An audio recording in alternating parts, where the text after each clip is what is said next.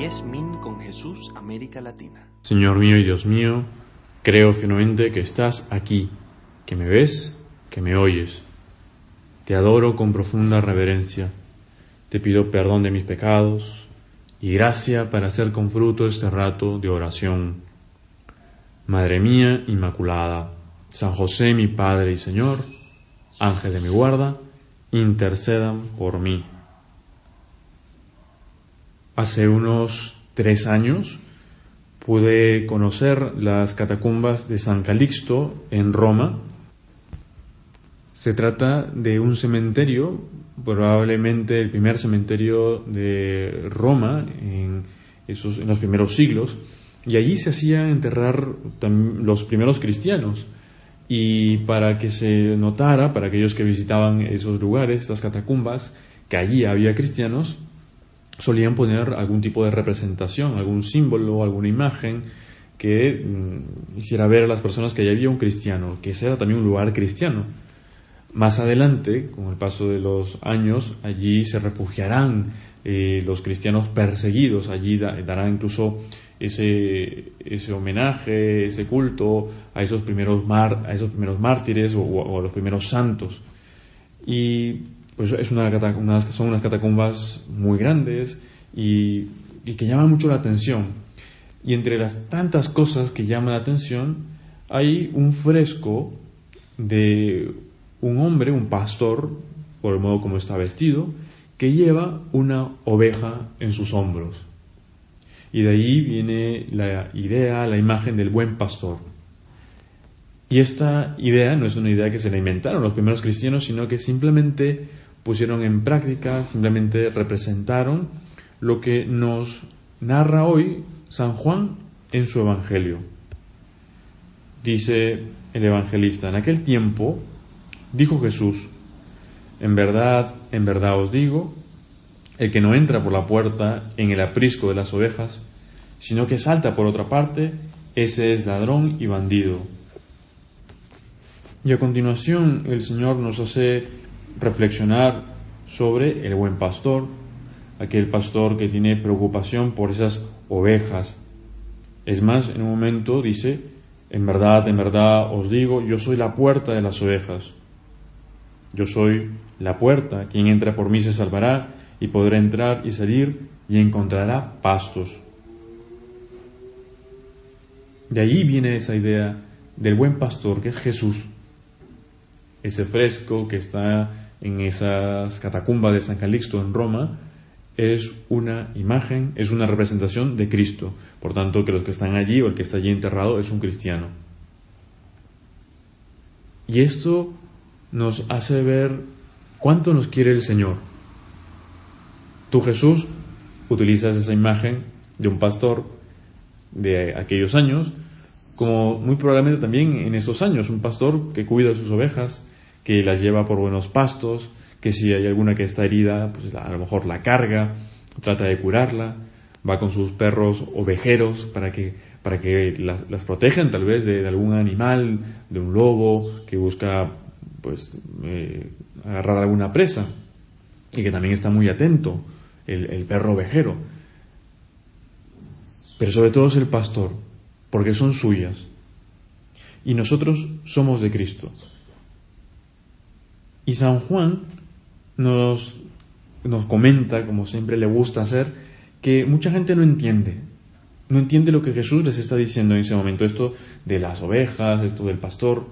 ¿De qué habla? Porque también advierte que ha habido unas personas que no han cuidado de sus ovejas y no entienden quiénes son esas personas, no entienden que Jesús es el buen pastor. Y esto nos lo explica San Pedro en su primera carta. Queridos hermanos, que aguantéis cuando sufrís por hacer el bien. Eso es una gracia de parte de Dios. Pues para esto habéis sido llamados, porque también Cristo padeció por vosotros, dejándoos un ejemplo para que sigáis sus huellas.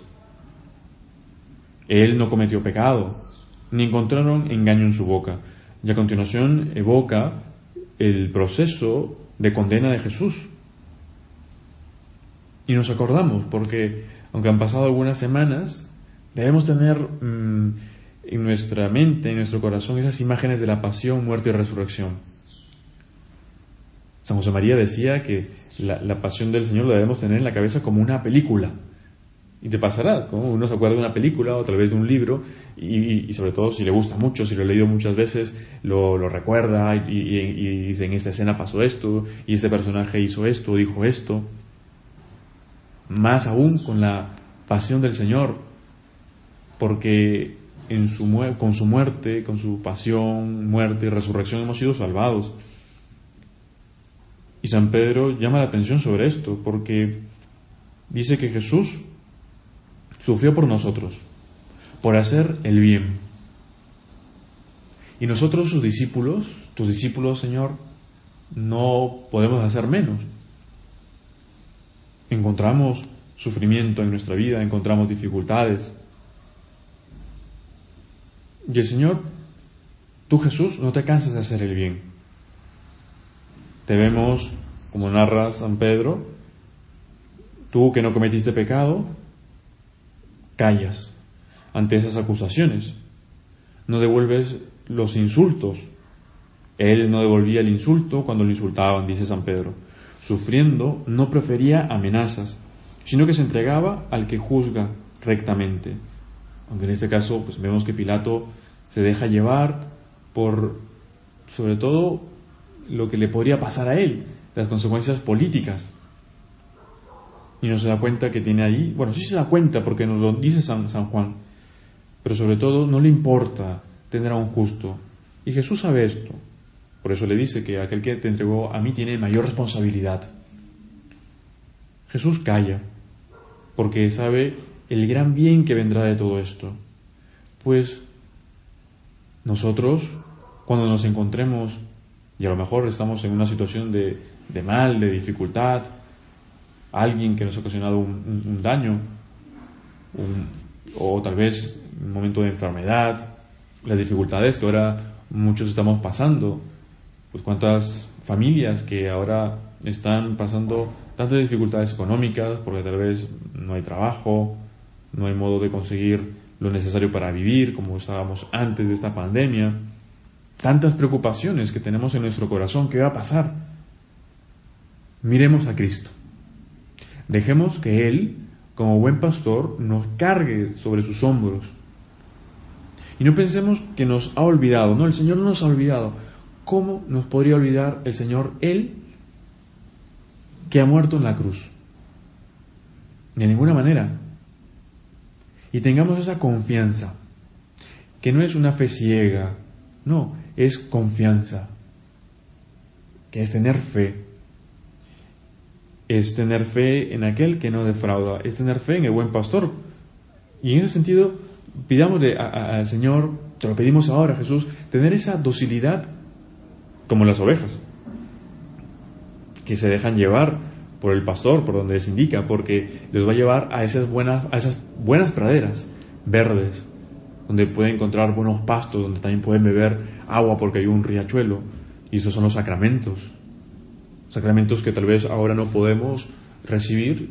También aprovechemos para pedirle al Señor que ilumine a nuestros gobernantes para que en esas siguientes fases de la pandemia pues permitan, como corresponde en ese derecho de libertad religiosa, que podamos asistir a la Santa Misa, recibir los sacramentos con los debidos cuidados, por supuesto, para evitar contagios o propagación del virus, porque necesitamos de Dios.